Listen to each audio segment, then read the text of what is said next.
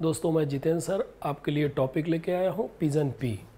Pigeon P जैसा आप जानते हैं खरीफ सीजन की महत्वपूर्ण दलहनी फसल है। Pigeon P is a kharif season important crop. So in pigeon P first of all I discuss about botanical classification. तो पिजन पी का जो वैज्ञानिक नाम होता है वो होता है कैजनस कजान अथवा कैजनस इंडिकस, जो कुल अथवा फैमिली लेग्यूमिनेसी के अंतर्गत आता है, जिसकी सब फैमिली या उपकुल इसका होगा पैप्लियोनिएसी। फैमिली लेग्यूमिनेसी जो है वो 3 सब फैमिलियों में बटी होती है, सिजेलपिनाइडी, मिमोसियाडी और पैप्लियोनिएसी। तो इन 3 में से जो अरहर है, दाल है, ये फैमिली पैप्लियोनिएसी के अंतर्गत आती है, जिसमें क्रोमोसोम नंबर गुणसूत्र 2n बराबर 22 होते हैं। और इसका उत्पत्ति स्थान ओरिजिन प्लेस जो होगा वो Africa. Others name pigeon pea के जो अन्य नाम हैं वो है tur, red gram, Congo pea, gungo pea, no eye pea. इतने नामों से इनको जानते हैं, tur, red gram, Congo pea, gungo pea, no eye P.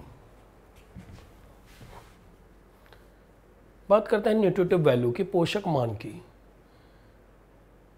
Pigeon P में अरहर में प्रोटीन 22.3% है, 22.3%।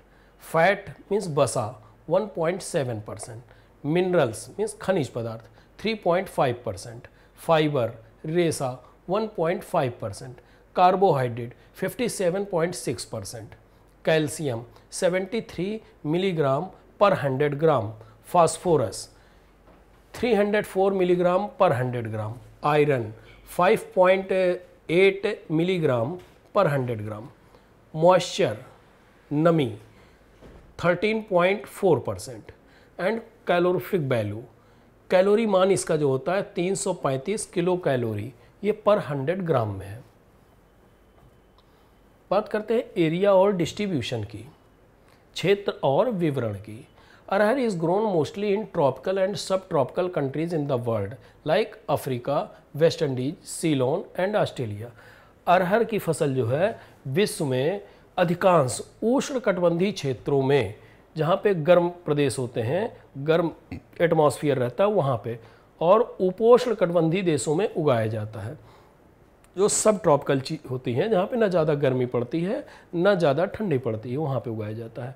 और वो कंट्री कौन से हैं? अफ्रीका, वेस्ट इंडीज, सीलोन और ऑस्ट्रेलिया। सीलोन कंट्री अगर ना सुना हो तो ये जान लीजिएगा, सीलोन कंट्री जो है ये ओल्ड नेम है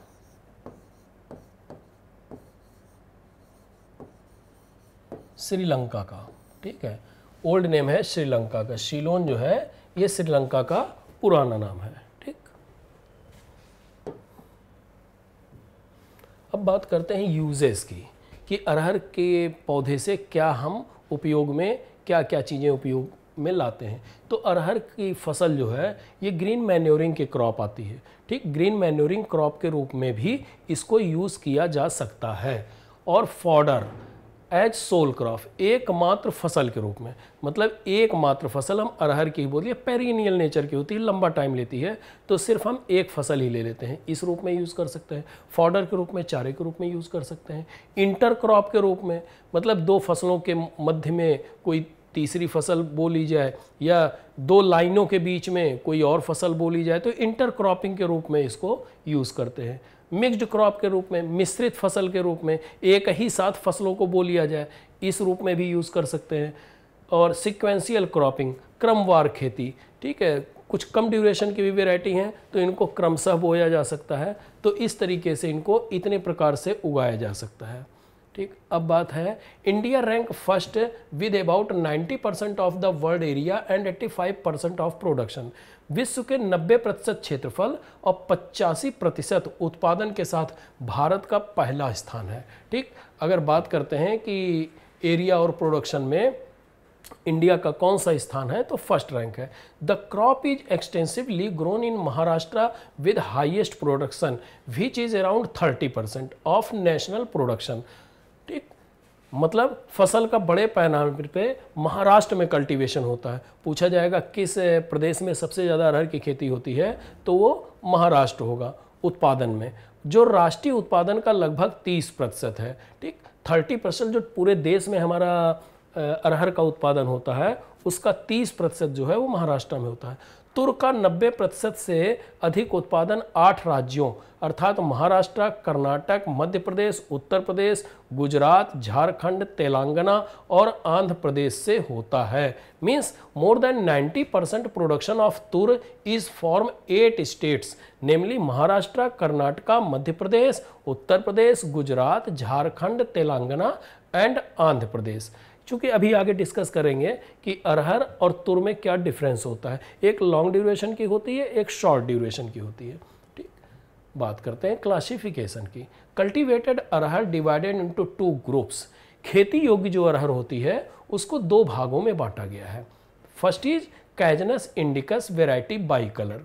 ठीक, अब इसका करेक्टर क्या है? अब इसका करेक्टर है लेट मैच्योरिटी। ये जो है लेट मैच्योरिटी मतलब इसमें जो परिपक्वता आती है, ये जो फसल है ये ज़्यादा दिनों की होती है। टॉल बुशी प्लांट्स, इसके पौधे लंबे और झाड़ीदार होते हैं और फूल येलो कलर के होते हैं, पीले रंग के होते हैं। पर्पल कलर स्ट्रिक्ड स्टेम, जो पौधे का नीचे वाला हिस्सा होता है, टहनी वाला जो मेन ट्रंक होता है, वो पर्पल कलर का होता है और धारीदार उस पर निशान पड़े होते हैं पर्पल कलर के। Dark colour pots with 4 to 5 seeds. ठीक, इसकी जो फली होती है उसमें गहरे रंग की फली में 4 से 5 बीज पाए जाते हैं। उत्तर भारत में अधिक प्रचलित है, more prevalent in north India. ये जो कैजनस वेराइटी मैंने बताया, Cajanus indicus variety by colour, Cajanus indicus variety by colour, इसका प्रोडक्ट ये जो है ज़्यादातर नॉर्थ इंडिया में ग्रो की जाती है, मतलब उत्तरी भारत में ज़्यादा यूज की जाती है। कैजनस इंडिकस वेराइटी फ्लेबस, ये इसकी दूसरी स्पीसीज हो गई। ये शॉर्ट ड्यूरेशन की क्रॉप होती है, कम अवधि की फसल होती है, एनुअल नेचर की होती है, मतलब 1 वर्षीय होती है। ड्वार्फ प्लांट्स होते हैं, इसके पौधे छोटे होते हैं।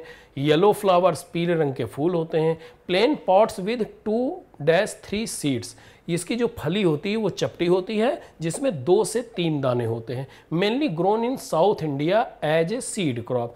इस कैजनस इंडिकस वेराइटी फ्लेबस की दक्षिणी भारत में ज़्यादा क्षेत्रफल पर खेती होती है। बात करते हैं बोटेनिकल डिस्क्रिप्शन की, वनस्पतिक विवरण की। इसका पौधा कैसा होता है? पेरेनियल प्लांट होता है, वुडी श्रब है, but mostly grown as annual for seed. Plant nature की अगर बात करते हैं तो ये 12 लकड़ी झाड़ी, लेकिन ज़्यादातर बीज के लिए 1 वर्षीय के रूप में उगाई जाती है। अगर इसको छोड़ दिया जाए तो इसमें लगातार फ्लावरिंग होती रहती है। ऐसी कंडीशन में ये पेरेनियल वुडी श्रब है, लेकिन हम इसको जो खेती करते हैं वो 1 वर्षीय के रूप में यूज़ करते हैं। स्ट्रॉन्ग स्टेम, इसका जो तना होता है वो काफ़ी मजबूत होता है। Branching begins from 15-25 centimetre above the ground. जो इसका प्लांट होता है, पौधा होता है, जो ज़मीन से ऊपर बढ़ता है, अगर ये इसका प्लांट है और ये ज़मीन से ऊपर जा रहा है तो क्या branching begins from 15-25 centimetre above the ground. शाखाएं ज़मीन से 15 से 25 सेंटीमीटर ऊपर से शुरू होती हैं। मान लीजिए यहाँ से यहाँ की डिस्टेंस 25 सेंटीमीटर है, ठीक है, तो जो प्रांत में ब्रांचिंग होगी पौधे में, प्लांट्स में जो ब्रांचिंग होगी ये लगभग 15 से 25 सेंटीमीटर, मिनिमम 15 और 25 सेंटीमीटर के बीच से ही शाखाएं निकलना शुरू होंगी।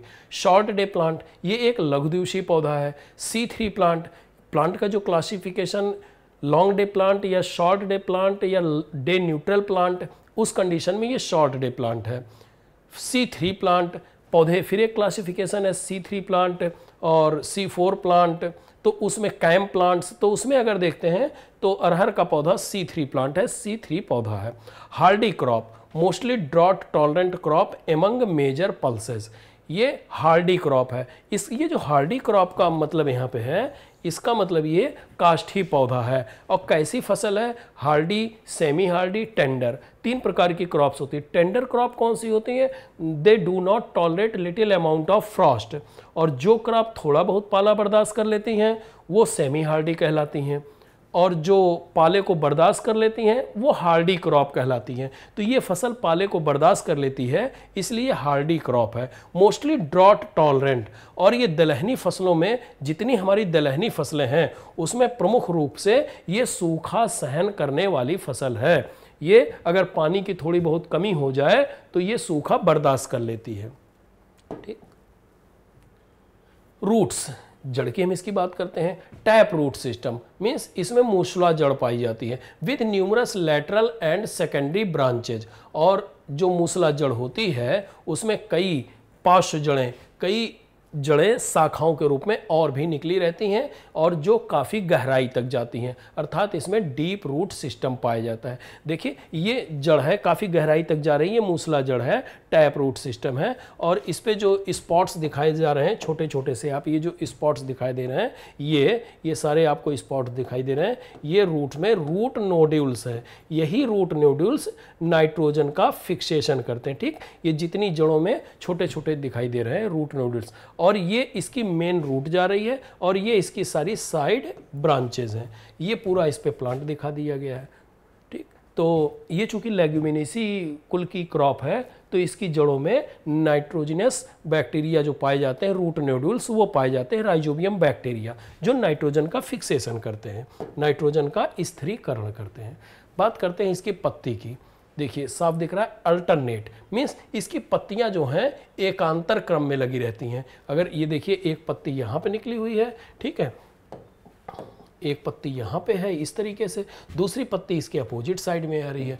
यहाँ पे देखिए और क्लियर आ रहा है, एक पत्ती इधर आ रही है तो एक पत्ती इधर आ रही है, एक पत्ती उधर जा रही है, तो इस तरीके से अपोजिट साइड में। पिन्नेटली ट्राइफोलिएट, तो एक जो लीफ होती है उसमें 3 पत्तियां होती हैं। ठीक है, जैसे एक पत्ती ये आई तो ये, तो इस तरीके से ट्राइफोलिएट, ये जो लीव्स है ट्राइफोलिएट है। ठीक, अनुपर्ण छोटा, स्टिपुलेट भी होती है। ठीक, और इसके साथ में ये जो इसमें वेनेशन होता है, पिन्नेटली ट्राइफोलिएट लिखा ना, तो ये जो होता है ये जो है बीच में रैचिस पाया जाता है और रैचिस से किनारे किनारे जो होता है वो वेनेशन पाया जाता है, तो इसको बोलते हैं पिन्नेटली ट्राइफोलिएट। पूरी तरीके से ट्राइफोलिएट लीव्स होती है। स्टिपुलेट्स मीन्स इसमें स्टिपुल्स भी पाए जाते हैं जो बहुत छोटे होते हैं।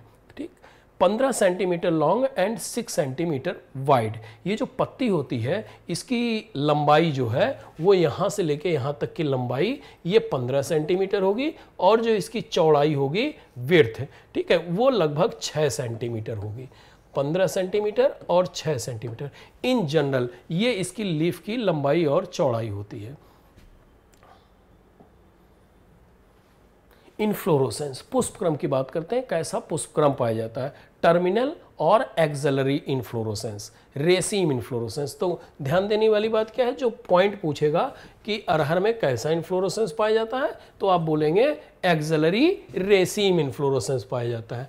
एक्सिलरी रेसीम अच्छस्त असीमाक्षी पुष्पक्रम पाया जाता है in the upper branches of the Bush. जो पौधे का अपर पार्ट होता है, आउटर पार्ट होता है, वहीं पे ये दाने ज़्यादा लगे रहते हैं, फली ज़्यादा लगी रहती है, मीन्स पुष्पक्रम वहीं पे ज़्यादा पाया जाता है। टर्मिनल, टर्मिनल मतलब शीर्षस्थ, जो पौधा होता है उसके शीर्ष पर। ठीक है, एक्सिलरी रेसीम्स, एक्सिलरी मतलब अच्छे से निकला होता है। जैसे ये प्लांट हो गया, ये इसकी ब्रांच हो गई तो यहाँ से, ठीक है, एक्सेल से ये ब्रांच निकली है तो यहाँ से, एक डंगाल ये निकली है तो यहाँ से, ऐसे एक्सिल से सारे इसमें पुष्पक्रम निकलते हैं। तो क्वेश्चन सिर्फ इतना ही पूछा जा सकता है, अगर ऑब्जेक्टिव में पूछा जाएगा कि अरहर में कैसा इन्फ्लोरोसेंस होता है तो आपका आंसर होगा एक्सिलरी रेसीम इन्फ्लोरोसेंस होता है।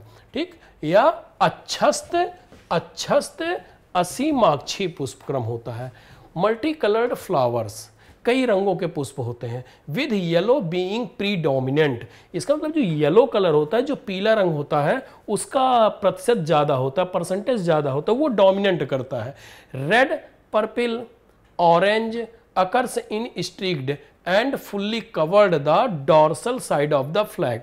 ये जो येलो कलर के फ्लावर हो गए, इसमें येलो कलर ज़्यादा डोमिनेंट हो रहा है। अगर एक शब्द में पूछा जाए कि अरहर के पुष्प किस रंग के होते हैं तो आप कहेंगे पीले रंग के होते हैं, लेकिन इसमें लाल रंग, बैगनी, नारंगी, ये धारियाँ इसमें पाई जाती हैं जो ढकी होती हैं, और इन धारियों में जो बीज हमारा फ्लावर होता है तो इसमें पैप्लियोनिएसिस फ्लावर पाए जाते हैं। तो जो पैप्लियोनिएसिस तितली के पंख की तरह फ्लावर पाए जाते हैं, तो उससे कुछ पोर्शन जो है वो ढका होता है। तो वो ढका हुआ जो कलर होता है वो पर्पल ऑरेंज स्ट्रिक्ड, पर्पल कलर से बैगनी रंग जो होता है वो उस पर ढका होता है। अब मेन इंपॉर्टेंट बात आती है इसका फ्लावर किस प्रकार का होता है। तो जाइगोमॉर्फिक फ्लावर होता है, मीन्स अरहर का पुष्प एक व्यास सम्मित होता है। ठीक है, अब एक व्यास सम्मित क्या चीज होती है? कोई पुष्प है और अगर उस पुष्प को, मान लीजिए ये पुष्प है, उसको पुष्प को अक्ष से, केंद्र से उसको काटा जाए और सिर्फ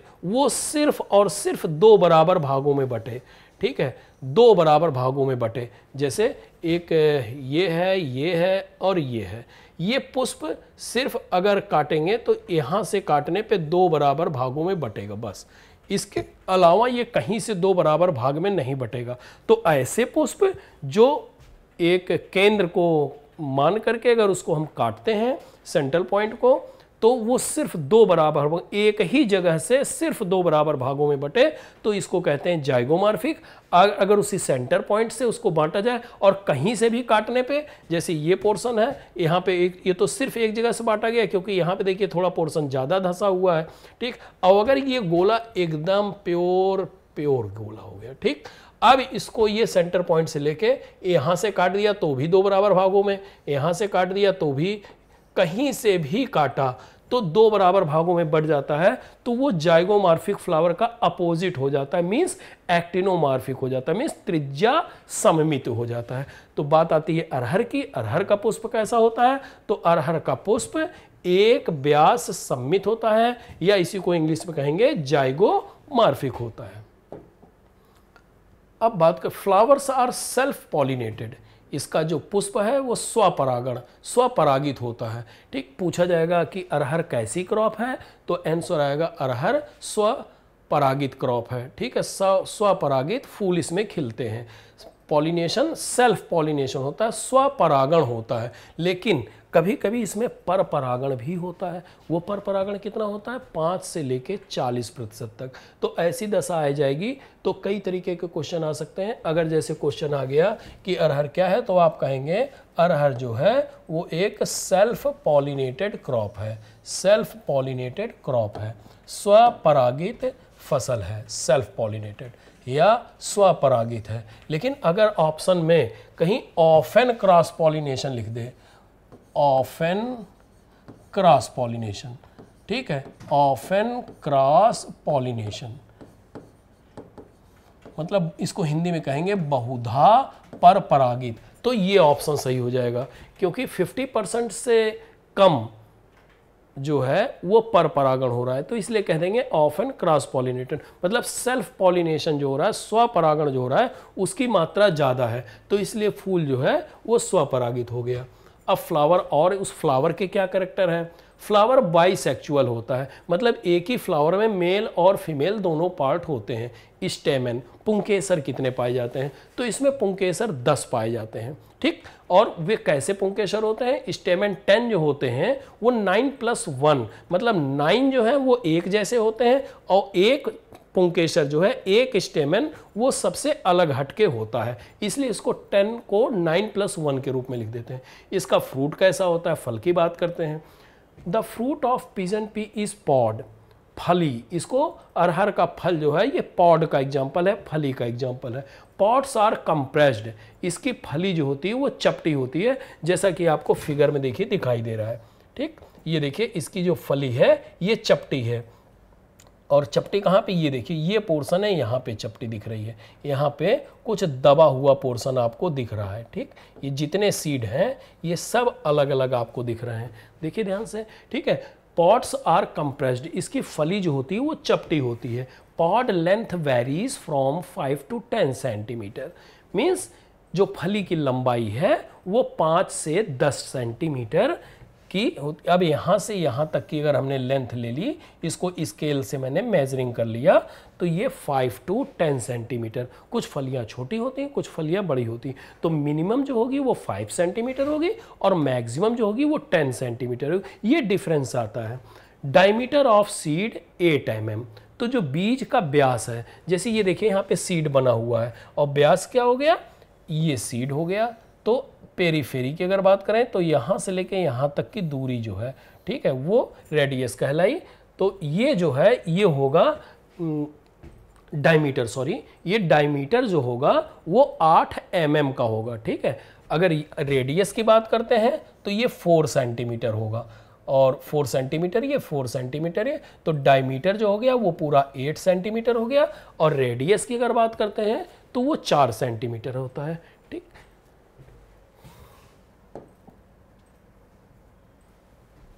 वेट ऑफ 100 सीड, इसके जो 100 बीज होते हैं उनका वजन कितना होता है, वो होता है 10 ग्राम। तो जो ब्रॉड सीड होते हैं, बोल्ड बड़े सीड होते हैं, उनमें जो मेजरिंग करते हैं वो 100 दानों का करते हैं, ठीक है। तो वेट ऑफ 100 सीड, और जो वेट ऑफ 100 सीड होता है उसको कहते हैं सीड इंडेक्स, ठीक बेटा, इसको बोलते हैं सीड इंडेक्स। हिंदी में अगर बात करेंगे तो इसको कहेंगे बीज सूचकांक, बीज सूचकांक, सीड इंडेक्स। तो 100 सीड का जो वेट होगा वो होगा 10 ग्राम, 10 ग्राम बीज का होगा। Seeds are separated from each other by slight depression in pods, फली में हल्का सा दबाव करके बीज एक दूसरे से अलग रहते हैं। अभी ये फिगर मैंने आपको देखिए पीछे दिखाया था, इस पॉइंट के पहले, ठीक, इसके पहले इस पॉइंट को मैं फिर से डिस्कस करता हूं। Seeds are separated from each other by slight depression in pods. देखिए, ये देखिए, ये जो मैंने पॉट बताया था, ये जो अलग हो जाता है, ये हल्का सा डिप्रेशन रहता है, दबा हुआ हिस्सा। ये देखिए, आपको दिखने से ही क्लियर हो रहा होगा फिगर में कि ये उभरा हुआ हिस्सा है, ये पूरा इतना, ये, लेकिन ये जो हिस्सा है बीच में, जो ये देखिए थोड़ा सा डॉट डॉट, ये हिस्सा कुछ दबा सा लग रहा है। तो इसी चीज़ को वो कह रहा है कि हल्का सा जो होता है वो डिप्रेशन में होता है, दबा हुआ होता है। फली में हल्का सा दबाव करके बीज एक दूसरे से अलग रहते हैं। कलर ऑफ कॉटिलिडन, तो अरहर की दाल आपने देखी होगी किस कलर की होती है, जिसको हम बीज पत्र कहते हैं या कॉटिलिडन कहते हैं। तो बीज पत्र का रंग पीला होता है, अरहर की दाल आपने देखी होगी पीले रंग की होती है। जर्मिनेशन हाइपोजियल, अंकुरण जो होता है इसमें अधोभूमिक होता है, ठीक है, मतलब बीज जो है वो ऊपर नहीं आता है, नीचे ही रहता है, ठीक, अधोभूमिक अंकुरण पाया जाता है। अब बात करते हैं अरहर की क्लाइमेट की। पिजन पी कैसी क्लाइमेट लाइक करती है, तो grow well in warm tropical and सब ट्रॉपिकल। अरहर जो है उष्णकटिबंधीय और उपोष्णकटिबंधीय क्षेत्रों में अच्छी तरीके से ग्रोथ करती है, अच्छी तरीके से बढ़ती है। ड्यूरिंग वेजिटेटिव ग्रोथ, जब पौधे की वानस्पतिक वृद्धि होती उस समय हमें कैसा मौसम चाहिए, सुटेबल मॉइस्चर क्या होगा, सुटेबल टेम्परेचर क्या होगा, सुटेबल क्लाइमेट क्या होगी। तो मॉइस्ट एंड वार्म क्लाइमेट, नम और गर्म जलवायु जो है ये इसकी पौध वृद्धि के लिए, प्लांट की ग्रोथ के लिए अच्छा समझा जाता है। ड्यूरिंग फ्लावरिंग एंड राइपेनिंग, जब पौधे में फूल खिल रहे हों या फल पकने लगे राइपेनिंग के समय, तो ब्राइट सनी वेदर, ऐसी दशा में तेज धूप वाला मौसम चाहिए, मतलब लाइट काफ़ी तेज होनी चाहिए। Highly susceptible to frost during flowering, फूल आने के दौरान पाले के प्रति अत्यधिक संवेदनशील है। मीन्स अगर हमारे प्लांट में फ्लावरिंग हो रही है और उस समय कहीं एटमॉस्फेयर में पाला पड़ने की संभावना हुई, फ्रॉस्ट आ गया, तो वो ईल्ड को काफ़ी प्रभावित करता है निगेटिवली, मतलब इससे हमारी उपज जो है वो कम हो जाती है। अब बात करते हैं सॉइल की कि इसमें कैसी मिट्टी चाहिए, मृदा कैसी चाहिए। वेरिंग फ्रॉम मीन्स अरहर की खेती के लिए जो मिट्टी चाहिए उसमें काफ़ी अंतर होता है। कैसा अंतर होता है? Sandy loam to clay loam means रेतीली दोमट मिट्टी से लेकर चिकनी दोमट तक ऐसी मिट्टियों में इसकी खेती आसानी से की जा सकती है, but best on loamy soil. लेकिन जो दोमट मिट्टी होती है वो इसकी खेती के लिए सबसे अच्छी समझी जाती है। Successfully grown in black cotton soil of Maharashtra and red clay loam soil of Madhya Pradesh. अब ये भी बात ध्यान देने की बात है कि महाराष्ट्र की काली कपास वाली जो मिट्टी होती है ब्लैक कॉटन सॉइल उसमें, और मध्य प्रदेश की एमपी की जो रेड सॉइल होती है, red clay loam soil means चिकनी दोमट मिट्टी, उसमें भी इसको बखूबी खेती की जा सकती है, अच्छा उत्पादन देती है। It can be grown successfully on neutral soil having a pH range of 6.5 to 7.5। Means अरहर की खेती 6.5 से 7.5 के बीच pH मान वाली जो मिट्टी होगी, जिसको हम उदासीन मिट्टी कहते हैं या न्यूट्रल सॉइल कहते हैं, उसमें इसकी खेती आसानी से अच्छा उपज देती है। अब बात करते हैं अरहर की किस्मों की। तो इसकी कई वैरायटियां हैं, जैसे पूसा अगेती, टाइप 21, उपास 120, ICPL 151, AL 15, मानक, पूसा 33, पूसा 855, PPH 4, B 516, बहार, पूसा 9, DA 11, ICPH 8, अमर, आज़ाद, नरेंद्र अरहर 1। अब नरेंद्र अरहर 1 जो है ये उत्तर प्रदेश में नरेंद्र देव कृषि विश्वविद्यालय से निकली हुई है, नरेंद्र अरहर 1। इसका जो टाइमिंग है वो 260 से 270 डेज है, मतलब इसका क्रॉपिंग पीरियड जो है, ठीक है, कितने दिन तक खेत में फसल रहती है। मैच्योरिटी जो है इसकी 260 से 270 दिन में होती है। और इस वैरायटी की खासियत ये है कि resistant to wilt and sterility, resistant to wilt and sterility, ये बीमारी जो है उकठा रोग के प्रति और स्टेरिलिटी मोज़ेक बीमारी, मतलब जो बांझपन होता है, बांझपन एक बीमारी होती है इसमें, स्टेरिलिटी मोज़ेक डिजीज, उससे भी ये प्रतिरोधी होती है। 25 से 30 कुंटल पर हेक्टेयर इससे उत्पादन प्राप्त होता है। ठीक, ये इसका थोड़ा सा नरेंद्र अरहर 1 चूँकि इंपॉर्टेंट वेराइटी, इसका डिस्क्रिप्शन दे दिया है। फिर पारस, लक्ष्मी, शरद, दुर्गा, सरिता, प्रभात, प्रभात भी बहुत इंपॉर्टेंट वेराइटी है। ये एक्स्ट्रा अर्ली वेराइटी है अरहर की, ये एक्स्ट्रा अर्ली वेराइटी है। वैसे एक वेराइटी और चीज़ जो उपास 120, ये वेराइटी अर्ली वेराइटी है, ठीक है, ये अर्ली वेराइटी कहा जाता है। ये अर्ली वेराइटी है, काफ़ी पुरानी वेराइटी है। और प्रभात जो है ये थोड़ा बाद में है, ये एक्स्ट्रा अर्ली वेराइटी है। मुक्ता, मालवीय चमत्कार, मालवीय चमत्कार जो है ये बनारस से BHU से निकली हुई है, मालवीय चमत्कार, ठीक। मालवीय चमत्कार वेराइटी लेट वेराइटी है। और पूसा अरहर 16, ये भी न्यूली रिलीज्ड वेराइटी है, पूसा अरहर 16। तो ये कुछ वेराइटियां हैं। अगर इसमें बात करें तो पूसा अगेती 1, उपास 120, ICPH 8, नरेंद्र अरहर 1 और प्रभात, पूसा अरहर 16। ये इतनी वेराइटी जो है ये ज़्यादा इंपॉर्टेंट है कंपटीशन पॉइंट ऑफ व्यू से। ठीक, नेक्स्ट, फील्ड प्रिपरेशन, खेत की तैयारी। Deep ploughing with soil turning plough followed by 2 to 3 cross harrowing and proper levelling. अगर हमें खेत में अरहर बोनी है तो हम उसके पहले कैसे खेत की तैयारी करेंगे? गहरी जुताई करेंगे। किससे करेंगे? सॉइल टर्निंग प्लाउ से, मीन्स मिट्टी पलट हल से करेंगे। Followed by 2 to 3 cross harrowing, उसके बाद 2 से 3 हैरो होता है जिससे ढेलों को छोटा कर दिया जाता है। तो 2 से 3 हैरोइंग करेंगे और उसके बाद खेत की लेवलिंग कर देंगे, समतल कर देंगे खेत को। Free from weeds and clots, मतलब खरपतवार नहीं होने चाहिए। फ्री फ्रॉम वीड्स, खरपतवारों से मुक्त खेत होना चाहिए। एंड क्लॉट्स, और जो बड़े बड़े ढेले होते हैं वो जब हम पाटा चलाएंगे, हैरोइंग कर देंगे, पहले तो मिट्टी पलट हल से जो हम जुताई करेंगे सॉइल टर्निंग प्लाउ से, तो ढेले हमारे खेत में जो क्लॉट्स होंगे वो बड़े बड़े आएंगे। इसके बाद जब हैरोइंग कर देंगे तो वो छोटे हो जाएंगे। इसके बाद अगर समतल कर देंगे पाटे से, हाँ, इस बात को ध्यान देना चाहिए कि खेत में जो टिल्थ हो वो प्रॉपर हो।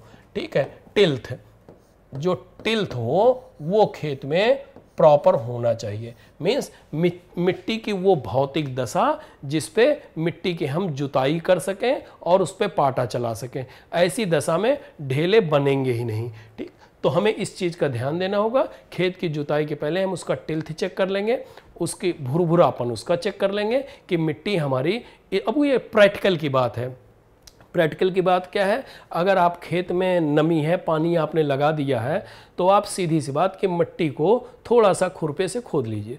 खुरपे से खोदने के बाद उसको हाथ से ऐसे दबा दीजिए। अगर दबाने के बाद उसको आप ऐसे दीवार में मार दीजिए, कहीं फेंक दीजिए। जैसे अगर आप दीवार मारते हैं, अगर वो मिट्टी जाके दीवार में चिपक जाती है तो इसका मतलब ये हुआ कि अभी वो गीली मिट्टी है। अगर वो गोल बनाया, आपने लड्डू जैसा उसको बनाया और वो बन गया और आपने हाथ में ऐसे उछाला तो उछल रहा है, मतलब अभी अलग नहीं हो रहा है, और जब उसको आपने ज़मीन में पटका तब वो अलग हो रहा है, तो इसका मतलब ये कंडीशन जो होगी, ये प्रैक्टिकल की बात है, तब ऐसी दशा में इसको जो है गुड टिल्थ कहेंगे, ये अच्छा टिल्थ है। ठीक, तो ऐसी दशा में ही खेत की जुताई करते हैं। सीड ट्रीटमेंट, अब बीज का उपचार कैसे करेंगे? Treat the seed with carbendazim और thiram before sowing at the rate of 3 gram per KG seed. बीज को उपचारित करने के लिए कार्बेंडाजिम अथवा थीरम, ये दोनों फंजीसाइड है, कवकनाशी हैं। तो जो भी बीमारियां हमारे खेत में कवक द्वारा लगने वाली हैं बीज में, तो और खेत में वो नहीं लगेंगी, तो इसके लिए हम कार्बेंडाजिम या थीरम से बुआई से पहले 3 ग्राम प्रति किलोग्राम बीज की दर से करते हैं। ठीक, बात आता है सीड रेट की। ये भी इस फसल का बहुत इंपॉर्टेंट पॉइंट है, बीज दर, सीड रेट। तो अब इसमें सीड रेट कई तरीके से पूछा जा सकता है। अब वो तरीके क्या होंगे? जैसे फर्स्ट पॉइंट है 8 to 10 kg सीड पर हेक्टेयर। ठीक, लेकिन ये 8 से 10 किलोग्राम जो बीज प्रति हेक्टेयर बता रहा है, ये कैसी वेराइटी होगी? ये लॉन्ग ड्यूरेशन वेराइटी होगी, जो लंबी समय अवधि की फसल होती है। 10 to 12 kg सीड पर हेक्टेयर मीडियम ड्यूरेशन वेराइटी, मध्यम अवधि वाली फसलें। 12 to 15 kg सीड पर hectare means short duration varieties, और 3 to 8 kg पर हेक्टेयर सीड जो लगेगा वो as a mixed crop means मिश्रित फसल के रूप में यूज़ करते हैं। तो ये लर्न करने वाली बात है, याद करने वाली बात है, इसको आप अच्छे से याद कर लीजिएगा। तो नेक्स्ट, सोइंग टाइम, बुआई का समय। ठीक है, अगर हम समर सोइंग कर रहे हैं तो अप्रैल के महीने में करेंगे, और अगर खरीफ सोइंग कर रहे हैं या रेनी सीजन की सोइंग कर रहे हैं तो 1 से 15 जून के बीच में करेंगे। अगर रबी या विंटर सीजन की सोइंग कर रहे हैं तो हम सितंबर के महीने में करेंगे। ठीक, और रेन फेड दशा में या बारानी स्थिति में या अनइरिगेटेड कंडीशन में अगर हम सोइंग कर रहे हैं तो 1 से 7 जुलाई के बीच में करेंगे। ठीक, ये सब याद करने वाले पॉइंट हैं, ये आपको याद करने पड़ेंगे। स्पेसिंग, दूरी कितनी रखते हैं। अब रो टू रो डिस्टेंस और प्लांट टू प्लांट डिस्टेंस, ये दोनों पॉइंट जो है शॉर्ट ड्यूरेशन वेराइटीज़ में अलग है और लॉन्ग ड्यूरेशन वेराइटीज़ में अलग है। तो शॉर्ट ड्यूरेशन वेराइटीज़ में रो टू रो डिस्टेंस, पंक्ति से पंक्ति की दूरी 40 से 60 सेंटीमीटर है, और प्लांट टू प्लांट मीन्स पौधे से पौधे की दूरी 10 से 15 सेंटीमीटर है। अगर लॉन्ग ड्यूरेशन की वेराइटीज़ हैं तो row to row 60 to 120 centimetre और plant to plant 10 to 20 centimetre. बात यह है कि कितनी गहराई पे बीज को बोते हैं। तो जो अरहर का सीड होगा उसकी गहराई रखेंगे, डेप्थ जो रखेंगे वो 4 से 5 सेंटीमीटर रखेंगे। नेक्स्ट पॉइंट है मैन्योर एंड फर्टिलाइजर, खाद एवं उर्वरक। If pigeon pea producing 2 ton of grains and 6 ton sticks is likely to remove about 93.5 kg nitrogen, 11.1 kg phosphorus and 53.3 kg potash per hectare। Means यदि अरहर से 2 ton हमें दाना प्राप्त हो जाता है प्रति हेक्टेयर और 6 टन लकड़ी का उत्पादन हो जाता है, तो खेत से लगभग 93.5 किलोग्राम नाइट्रोजन, 11.1 किलोग्राम फास्फोरस और 53.3 किलोग्राम पोटास प्रति हेक्टेयर खेत से हमारे कम हो जाती है। मीन्स इतना पौधा ले लेता है। For poor yield of pigeon pea get by the farmers because fertilisation aspect is generally neglected. हमारे जो किसान हैं अरहर की फसल को निगलेक्ट कर देते हैं। कारण इन्होंने क्या किया, छिटकवा विधि से खेत में बीज फेंक दिया, बरसात का टाइम आया, बीज अपने आप जम गए। बरसात में खरपतवार भी खूब जम रहे हैं। उन्होंने क्या किया, हंसिया लेके गए खेत में, चारे से काट लिया खेत में। तो जो भी, और उसी समय जो एक्स्ट्रा सीड थे, थोड़ी सी जो होशियार किसान है वो क्या करते हैं, प्लांट पॉपुलेशन मेंटेन कर लेते हैं। जैसे 2 बीज पास पास जम गए हैं, 2 पौधे, तो उसमें से एक पौधा उन्होंने काट लिया, ठीक, और चारा वो ले जाके अपने जानवरों को खिला दिया। फिर थोड़ा सा पेड़ बड़ा हो गया, जब थोड़ा सा पेड़ बड़ा हो जाता है फिर खरपतवार आए तो उन्होंने फिर से उसको काट लिया। ऐसी दशा में खरपतवार जो है जमीन से काफ़ी मात्रा में पोषक तत्वों को ले चुका होता है। इसके बाद वो पेड़ थोड़ा सा और बड़ा हो जाता है, पौधा, जब पौधा और बड़ा हो जाता है, लेकिन बचपन में जब पौधा छोटा था उस समय तो पोषक तत्व खरपतवार खा गए, अब पौधा थोड़ा सा बड़ा होता है। मतलब ज़्यादा किसान हमारा जागरूक नहीं है अरहर की फसल के प्रति। तभी तो कह रहा है कि for poor yield of pigeon pea get by the farmer because fertilisation aspect is generally neglected. ठीक है, अरहर की कम उपज किसान को मिलती है क्योंकि उर्वरक पहलू का आमतौर पे उपेक्षा की जाती है। बरसात होती है, ऊपर से पानी बरसा, खेत में नमी हो गई, पौधा अपने आप हरा हो गया, अच्छा चलने लगा, उसने देखा, उसने कहा पेड़ तो हमारे बड़े अच्छे हैं। ऐसी दशा में उत्पादन कम हो जाता है। हैवी फीडर ऑफ न्यूट्रिएंट्स, जबकि इस पौधे को अधिक मात्रा में पोषक तत्व चाहिए होते हैं। रिस्पांस ऑफ नाइट्रोजन, कैसा रिस्पांस चाहिए, नाइट्रोजन का रिस्पांस क्या है, नाइट्रोजन अगर हम खेत में देंगे तो उसका क्या प्रभाव पड़ेगा। Being a legume pigeon pea possesses nitrogen fixing ability, दलहनी फसल होने के कारण इसमें नाइट्रोजन फिक्सेशन की क्षमता पाई जाती है। लेकिन जब वही स्टार्टिंग में आपने अरहर के पेड़ लगाए थे तब आपने नाइट्रोजन दिया नहीं, आपने उल्टा जो खरपतवार थे उनको काट के जानवर को खिला दिया, उसी समय प्लांट पॉपुलेशन मेंटेन कर ली, और आपने कोई स्टार्टर डोज जो शुरू की मात्रा में हमें नाइट्रोजन देना चाहिए था वो अगर नहीं दिया तो उससे खेत हमारा और कमज़ोर हो जाएगा, पौधा कमज़ोर हो जाएगा। तो starter dose of nitrogen to support, अगर हम शुरू में नाइट्रोजन दे देंगे तो उससे हमारे पौधे को क्या सपोर्ट मिलेगा, इनिशियल ग्रोथ ऑफ प्लांट। ऐसी दशा में पौधे की प्रारंभिक वृद्धि जो है वो अच्छी हो जाएगी। भाई बच्चा छोटा है, अगर उसको आपने हॉर्लिक्स बोर्नवीटा स्टार्टिंग में दिया है तो निश्चित है बच्चा तंदुरुस्त हो जाएगा। उसी तरीके से ये स्टार्टर डोज जो है वो प्लांट्स के लिए बूस्टर या हॉर्लिक्स का ही काम करता है। इनिशियल ग्रोथ ऑफ प्लांट, पौधे की प्रारंभिक वृद्धि। इस्टेब्लिशमेंट ऑफ रूट नोड्यूल्स, जड़ ग्रंथियों की आसानी से फिर स्थापना होती है। बायोलॉजिकल नाइट्रोजन फिक्सेशन, जब पौधा हमारा अर्ली स्टेज पे ही मजबूत हो जाएगा, बड़ा हो जाएगा और रूट सिस्टम उसका काफ़ी स्ट्रांग हो जाएगा तो नाइट्रोजन फिक्सेशन की जो एबिलिटी है वो भी बढ़ जाएगी। तो ऐसी दशा में जब स्टार्टर डोज आपने दे दिया उससे पौधा अच्छा हो गया, फिर भी लेकिन जब पौधा बड़ा होगा तो उसको फिर नाइट्रोजन की जरूरत पड़ेगी, जबकि वो नाइट्रोजन एटमॉस्फेयर से फिक्स कर रहा है। इसके बावजूद 20 to 25 kg nitrogen per hectare are recommended. ठीक है, 25 किलोग्राम, 20 से 25 किलोग्राम नाइट्रोजन फिर भी हम प्रति हेक्टेयर संस्तुत करते हैं, रिकमेंड करते हैं। अब अगर कहीं ऑप्शन में आ गया, ऑब्जेक्टिव क्वेश्चन में 15 दे दिया, 20 दे दिया, 25 दे दिया, 30 दे दिया, तो ऐसी दशा में हमारा 25 kg जो होगा, 25 किलोग्राम, ये हमारा उत्तर जो है वो सबसे ज़्यादा बेस्ट होगा, 25 kg नाइट्रोजन। अब बात करते हैं फास्फोरस की, रिस्पांस ऑफ फास्फोरस। फास्फोरस ज़्यादा देने से क्या फ़र्क पड़ेगा।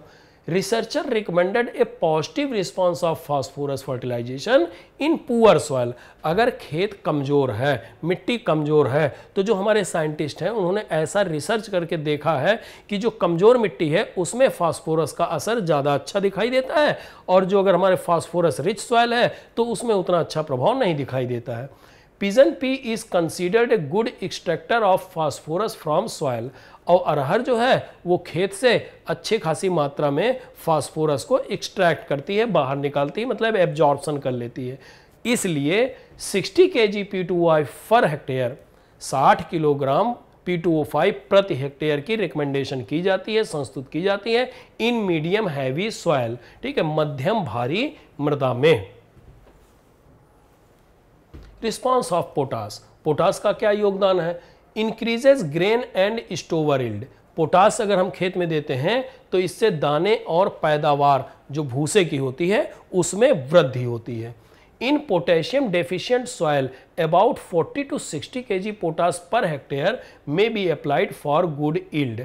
अगर हमें अच्छा उत्पादन लेना है दाने का, भूसे का, तो ऐसी दशा में 40 से 60 किलोग्राम प्रति हेक्टेयर पोटास का प्रयोग में भी किया जा सकता है। ठीक है, इससे हमारा उत्पादन ज़्यादा अच्छा होगा। इरिगेशन, सिंचाई। Pigeon pea is basically semi arid tropics crop which tolerate to dry condition. ये अभी पहले भी डिस्कस हो चुका है कि अरहर जो है मूल रूप से अर्ध उष्ण कटिबंधीय फसल है, ठीक, जिसके कारण ये शुष्क अवस्था को सहन कर लेती है। ठीक है, टॉलरेट कर लेती है, मॉइस्चर के प्रति, नमी के प्रति ये टॉलरेंसी डेवलप कर लेती है। लेकिन अब इतना नहीं डेवलप करती है। अगर हमेशा नमी कम रहेगी तो उसका यील्ड पे बुरा प्रभाव पड़ेगा। कुछ स्टेजेज ऐसी हैं जिन अवस्थाओं पे नमी कम नहीं होनी चाहिए। वो इस अवस्थाएं कौन सी हैं? ब्रांचिंग स्टेज, जब पौधे में शाखाएं निकलने लगे। ब्रांचिंग स्टेज मीन्स शाखित दशा, फ्लावरिंग स्टेज मीन्स पुष्पावस्था, पॉड फिलिंग स्टेज मतलब दाना भरने के समय, जब फलियों में जो पॉड होता है उसमें दाने पड़ने लगे। ये 3 स्टेज ऐसी, 3 अवस्थाएं ऐसी हैं जो क्रिटिकल स्टेज हैं, क्रांतिक अवस्थाएं हैं। तो ये भी question objective point of view से बनता है कि अरहर में सिंचाई की कौन कौन सी क्रांतिक अवस्थाएं हैं। तो 3 क्रांतिक अवस्थाएं हैं। ब्रांचिंग मीन्स शाखित दशा, फ्लावरिंग मीन्स पुष्पावस्था, एंड पॉड फिलिंग मतलब जब फली में, पॉड में, फलियों में दाने पड़ने लगे तब। Next, weed control. बात करते हैं खरपतवार की। अरहर के खेत में पाए जाने वाले सामान्य रूप से महत्वपूर्ण खरपतवार कौन कौन से होते हैं? तो कुछ चौड़ी पत्ती वाले खरपतवार होते हैं। वो कौन से हैं? एमरेंडस विरिडिस, ठीक है, जिसको हम हिंदी में चौलाई कहते हैं, एमरैंथस विरिडिस, चौलाई जानते होंगे, या कॉमेलिना बेंगालेंसिस जिसको कृष्ण घास कहते हैं, फाइलेंथस निरूरी जिसे भू आंवला कहते हैं। ये भू आंवला वीड है खरपतवार के रूप में, लेकिन इसके मेडिसिनल वैल्यू बहुत तगड़ी है। ये जो है भू आंवला जो पाया जाता है ये लीवर के लिए, ठीक है, पेट के लिए बहुत बड़ी औषधि माना जाता है, लीवर के लिए। आप इंटरनेट पे अगर कहीं सर्च करेंगे भू आंवला या फाइलेंथस निरूरी तो आपके उसके सारे गुण आपको दिखाई दे जाएंगे। यूफोर्बिया हिल्टा जिसको बड़ी दुद्धि के नाम से जानते हैं, और डाइजेरा अर्वेंसिस या डिगेरा अर्वेंसिस बोलते हैं, चंचली अथवा असत्य चौलाई इसको बोलते हैं। ठीक, ये इतने सारे महत्वपूर्ण खरपतवार हैं जो अरहर की फसल में लगते हैं। अब आ जाता है ग्रासी वीड्स। साइप्रस रोटेंडस जिसको मोथा कहते हैं, डेक्टेलेक्टियम इजेप्टिकम, ठीक है, ये क्रो फ्रूट ग्रास के नाम से भी इंग्लिश में जाना जाता है। अगर इसको खेत में देखें तो कम दिखाई देते हैं, लेकिन अगर इसको पहचानना थोड़ा सा टफ होता है। ये इन जनरल जहाँ पे पानी कम होता है, ड्राई एरियाज होते हैं, वहाँ पे ज़्यादा पाया जाता है। ठीक है, डेक्टाइल लॉक्टीनियम एजेप्टिकम, इसको क्रो फ्रूट ग्रास भी कहते हैं। और एक और है सिटेरिया ग्लेउका, ठीक है, ये जो है इसको बंदरा बंदरी के नाम से जानते हैं। जंगली धान एक होता है इकाइनोक्लोवा स्पीसीज, ठीक है, या इचनोक्लोवा कह लीजिए या इकाइनोक्लोवा कह लीजिए स्पीसीज, ये भी पाई जाती है। ठीक है, अब आता है critical period for crop weed competition. खरपतवार से ही संबंधित है। वे कौन से दिन होते हैं जो बहुत ज़्यादा क्रांतिक होते हैं कि बचपन में, क्रिटिकल पीरियड बचपन में अगर जब पौधा छोटा था उस दशा में हम खरपतवार नहीं खत्म करेंगे तो फसल के ऊपर उसका विपरीत प्रभाव पड़ेगा। वो कौन से दिन होते हैं? जैसे छोटे बच्चे हैं, अगर उनको बचपन में ही खाना न खिलाया जाए, अच्छा पोषक आहार न दिया जाए, तो बड़े होने पे उतना मजबूत नहीं बन पाएंगे। इसका मतलब पौधे को हमें शुरू से ही ध्यान देने की जरूरत पड़ेगी। तो खरपतवार और फसल के बीच में प्रतियोगिता होती है आगे बढ़ने की। तो अगर उन दिनों में हमारे खरपतवार नहीं रहे तो हमारा पेड़ जो है, पौधा और स्ट्रांग हो जाएगा। तो पूछेगा critical period for crop weed competition, फसल और खरपतवार के बीच में, फसल और खरपतवार के बीच में जो प्रतियोगिता होती है आगे बढ़ने की, कि फसल सोचती है हम आगे बढ़ जाएं और खरपतवार सोचता है हम आगे बढ़ जाएं, तो वो कितने दिन की होती है? बुआई के बाद 40 से 50 दिन तक होती है। ये भी प्रतियोगिता के लिए इंपॉर्टेंट क्वेश्चन है भाई, कंपटीशन के लिए इंपॉर्टेंट क्वेश्चन है। टू हैंड वीडिंग, अब इसको खत्म करने के लिए खरपतवार को क्या करेंगे, टू हैंड वीडिंग, हम 2 बार हाथ से निराई कर देंगे। वंस अबाउट 25 to 30 डेज, पहली जो निराई करेंगे वो बुआई के 20 से 25 दिन बाद करेंगे। And other about 45 to 50 days after sowing, फसल बोने के बाद दूसरी जो करेंगे वो 45 से 50 दिन बाद कर देंगे। 1 day before sowing, next point is 1 day before sowing और before weed emergence spray pendimethalin, ठीक है, 3 ml और alachlor at the rate of 2.2 ml पर लीटर ऑफ वाटर। बुआई से 1 दिन पहले, खरपतवार निकालने से पहले, शुरू में ही पेंडीमेथलिन, चूंकि प्री इमरजेंस है इसलिए इसका हम छिड़काव कर देंगे 3 ml पर लीटर के हिसाब से, अथवा एलाक्लोर का कर देंगे। और इसके लिए करेंगे क्या, जो छिड़काव करेंगे उसमें पानी की मात्रा कितनी रखेंगे, use 500 to 600 litre of spraying solution per hectare, जो 500 से 600 लीटर उसमें पानी मिला के तभी छिड़काव करेंगे। ये 1 हेक्टेयर के लिए सफिशिएंट होगा। अब डिजीज, ये भी बहुत इंपॉर्टेंट पॉइंट है कि अरहर में कौन सी बीमारी लगती है। तो अरहर में विल्ट लगती है, जिसको हिंदी में उकठा कहते हैं, ठीक। ये अब इसी के बारे में डिस्कशन करते हैं। ये उकठा बीमारी जो है विल्ट, ठीक है, जिसको हिंदी में उकठा कहते हैं, सॉरी बेटा, इसको उकठा ये कहते हैं, उकठा कहते हैं। और ये बीमारी एक फंगस द्वारा होती है, कवक द्वारा होती है। उस कवक का नाम है फ्यूजेरियम ऑक्सीस्पोरम स्पीसीज उडम, ठीक है, स्पीसीज उडम। तो कभी कभी ये भी लिख के आता है, डायरेक्ट लिख के आ जाता है, फ्यूजेरियम उडुम लिख के आ जाता है, ठीक। तो दोनों बात ध्यान रखिएगा, फ्यूजेरियम ऑक्सीस्पोरम स्पीसीज उडम या फ्यूजेरियम उडुम लिख के आ जाता है। ये एक मृदा जनित रोग है, सॉइल बॉर्न डिजीज है। अब इसके कंट्रोल के लिए क्या करेंगे, 3 to 4 ईयर क्रॉप रोटेशन, ऐसे फसल चक्र का प्रयोग करेंगे जिससे लेग्यूमिनस क्रॉप खेत में ना लें। तो 3 से 4 साल का हम क्रॉप रोटेशन का यूज करेंगे, जिससे ये विल्ट डिजीज मृदा जनित है ना, तो सॉइल में इसके स्पोर्स जो हैं वो खत्म हो जाए। रेसिस्टेंट वैरायटी, इसके लिए प्रतिरोधी किस्म कौन सी बोएंगे, अमर, आजाद, मारुति, आशा, NP5, C11, BDN1, BDN2 और मुक्ता, ये इस बीमारी से, विल्ट डिजीज से प्रतिरोधी किस्म है। नेक्स्ट, सीड ट्रीटमेंट, बीज उपचार, 4 ग्राम ट्राइकोडर्मा प्लस 1 ग्राम कार्बेंडाजिम बिफोर सोइंग, ठीक है, इससे भी उपचारित करते हैं।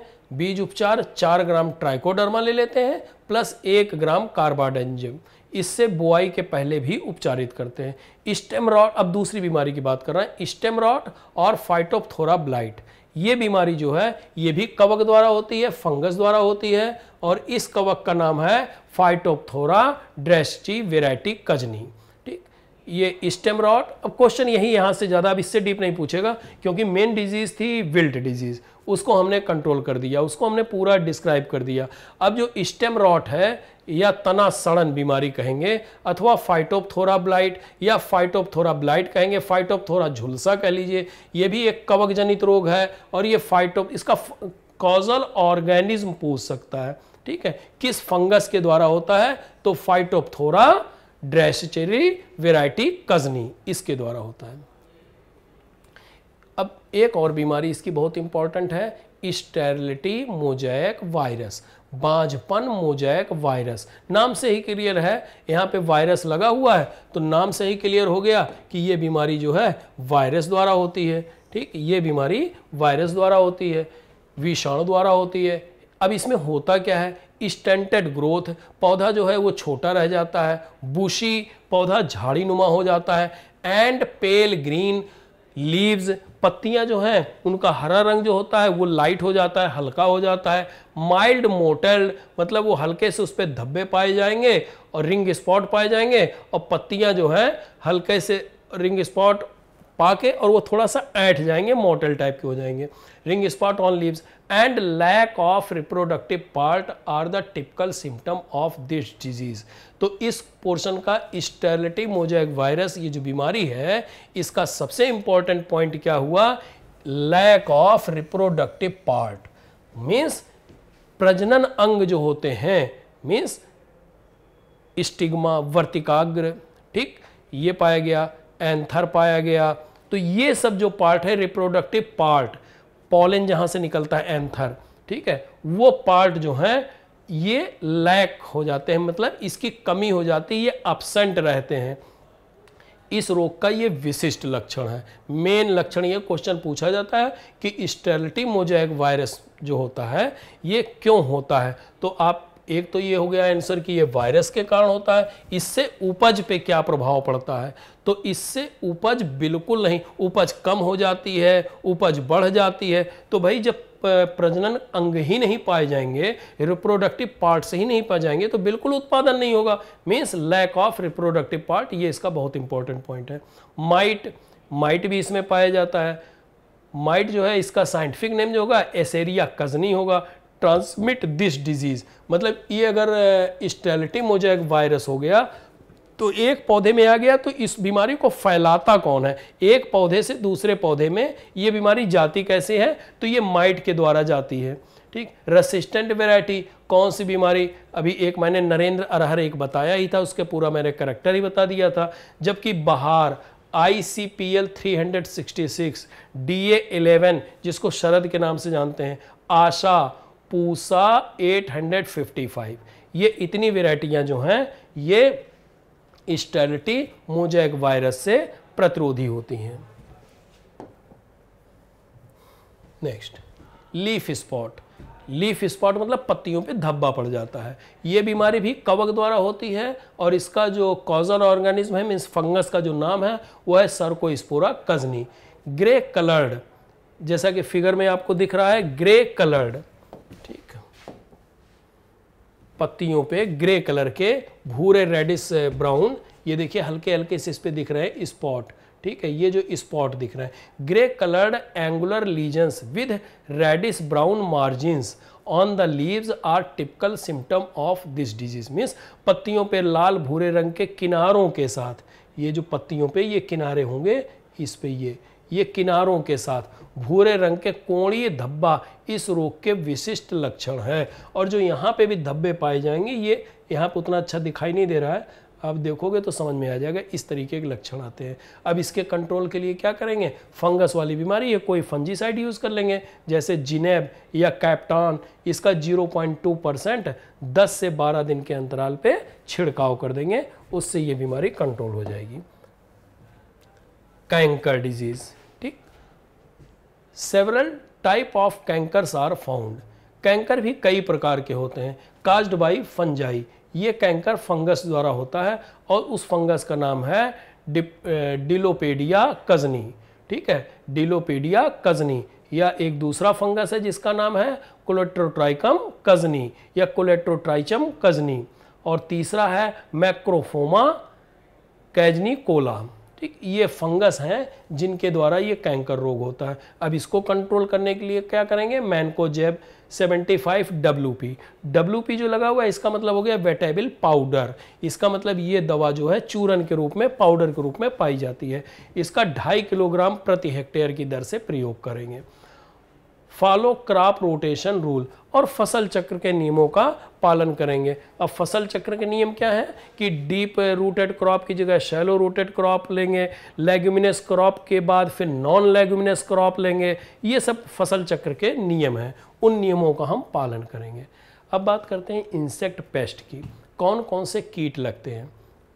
तो अरहर की फसल का जो मेन कीट है वो है पॉड बोरर। पॉड बोरर मतलब फली में छेद करने वाला कीट। पॉड मीन्स उसकी फली हो गई, बोरर माने छेद करने वाला, पॉड बोरर। इसका वैज्ञानिक नाम होता है हेलिकोबर्पा आर्मीजेरा। इंपॉर्टेंट चीज़ यही है कि पॉड बोरर का साइंटिफिक नेम क्या है? हेलिकोबर्पा आर्मीजेरा, या इसका नाम अभी रिसेंटली चेंज भी हो गया है, इसको कह देते हैं हेलियोथिस आर्मीजेरा, ठीक है।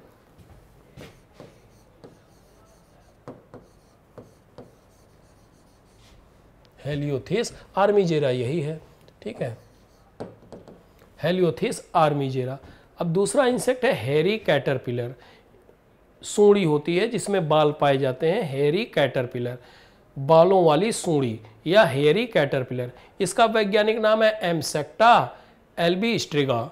दूसरा एक हेरी कैटरपिलर है जिसका नाम है एमसेक्टा मूरी, और एक और है जिसका नाम है डाइक्रीसिया ऑब्लिक्यू, ठीक है, डाइक्रीसिया ऑब्लिक्यू। ये 3 हेरी कैटरपिलर है, अलग अलग स्पीसीज हैं, ये जो है इंसेक्ट हैं जो इसको प्रभावित करते हैं।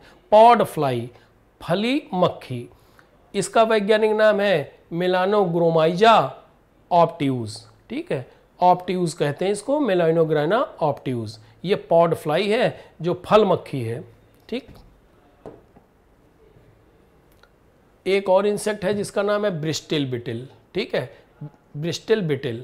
इसका वैज्ञानिक नाम है मियाल्बिस पुस्टुलेटस। और एक और ब्रिस्टल बिटल की स्पीसीज है जिसका नाम है मियाल्बिस फिलेराटा, ठीक। ये 2 स्पीसीज पाई जाती हैं ब्रिस्टल बिटल की, ये भी नुकसान पहुंचाते हैं लेकिन ये उतना मेजर नहीं है। एक और है तुर पॉड फ्लाई, ये भी फल वाली मक्खी है जो तुर क्रॉप है उसमें लगती है, और इसका वैज्ञानिक नाम है क्लेविग्रल्ला गिबोसा, या जिब्बोसा कह लीजिए या गिब्बोसा कह लीजिए, ये इसमें लगता है। अब इम्पॉर्टेंट बात आती है इसकी हार्वेस्टिंग की। When 2/3 to 3/4 of pod turn brown, जब हमारे पौधे में 2/3 से 3/4 फली भूरी हो जाए, मतलब पौधे में 2/3 से और 3/4 इतना पार्ट फली का, पॉड का, ये ब्राउन हो जाए तो हमें समझ लेना चाहिए कि अब हम हार्वेस्टिंग कर सकते हैं। The proportion of seeds to pod is generally 50 to 60%। फली में बीज का अनुपात सामान्यतः 50 से 60% होता है। जो टोटल हमने फली क्या करते हैं, इसको पेड़ को काट लेते हैं, पौधे को काट लेते हैं, इसके बाद कहीं पे पीटते हैं। इसको पीटने के बाद जो हमारी सारा फली निकल आती है वो पॉड, ठीक है, उस पॉड से अगर हम दाने निकालते हैं तो 50 से 60%, 50-50 होता है, तो उसमें से 50% जो है वो करीब बीज निकल आते हैं, seed. Yield 20 to 25 quintal per hectare grains प्राप्त होता है। 50 to 60 quintal per hectare sticks means लकड़ी प्राप्त होती है। 10 कुंटल्स per hectare dried leaves in the form of भूसा, ठीक है, 10 कुंटल हमें सूखा, वो जो फली होती है उस फली के ऊपर जो छिलका होता है, ठीक है, हस्क जिसे कहते हैं, ये हमसे उससे भूसा प्राप्त हो जाता है, एक्स्ट्रा प्राप्त हो जाता है। तो ये कितने क्वेश्चन हो गए, देखिए यहाँ पे 10 कुंटल हमें भूसा प्राप्त होता है, ये पॉइंट कि 1 हेक्टेयर से हमें कितना भूसा प्राप्त होगा अरहर के खेत से, तो लगभग 10 कुंटल प्राप्त होगा। हमें लकड़ी कितनी प्राप्त हो जाएगी, क्योंकि इसकी लकड़ी भी बहुत यूज़फुल होती है। गांव में घर के सामने ज़मीनें होती हैं, बड़े बड़े दरवाजे होते हैं, वहाँ पे सफाई करने के काम ये लकड़ियाँ आ जाती हैं। छप्पर वगैरह बनाए जाते हैं, स्टिचेस, तो उसमें ये लकड़ी काम आ जाती है। इसके बहुत सारे टोकरियाँ बनाई जाती हैं, इसकी जो पतली वाली स्टिक्स होती हैं उसको पानी में भिगो करके उससे टोकरी बना दी जाती है। तो ये भी बहुत बेनिफिशियल है, इसकी स्टिक्स जो है, तो ये 50 से 60 कुंटल पर हेक्टेयर पाई जाती है। और जो मेन क्रॉप है मेरी अरहर की दाल, जिससे हम दाल लेते हैं, तो वो 20 से 25 कुंटल पर हेक्टेयर हमें दाना प्राप्त हो जाता है। अब बात करते हैं अदर इम्पॉर्टेंट पॉइंट के, जो कुछ महत्वपूर्ण बिंदु हैं उस पर। PADT is a variety of arhar takes 120 days for maturity with 20 quintal per hectare yield। PADT भी एक अरहर की किस्म है जिससे हमें प्रति हेक्टेयर 20 कुंटल उपज प्राप्त होती है, और ये उपज हमें 120 दिन में प्राप्त होती है। तो ये जो अर्ली वेराइटीज़ हैं उसमें 120 दिन करीब लगते हैं। Arhar plant is used as host for lac insect, ये भी बहुत इंपॉर्टेंट पॉइंट है। जो लाख का कीट होता है, जो लाख का कीट होता है,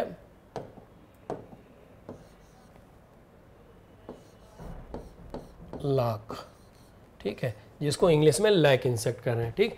जो लाख का कीट होता है वो अरहर के पौधे पे पाला जा सकता है। तो अरहर के पौधे का उपयोग लाख के कीटों को पालने के लिए किया जाता है। Plant population of arhar in A hectare, 1 hectare में अगर हम छिटकवा विधि से बुआई कर रहे हैं, लाइन सोइंग करेंगे तब तो कंट्रोल हो जाएगा कि 2 लाख पौधे लगभग आएंगे, लेकिन अगर हम छिटकवा विधि से बुआई कर रहे हैं तो प्रति हेक्टेयर पौधों की संख्या कितनी होनी चाहिए?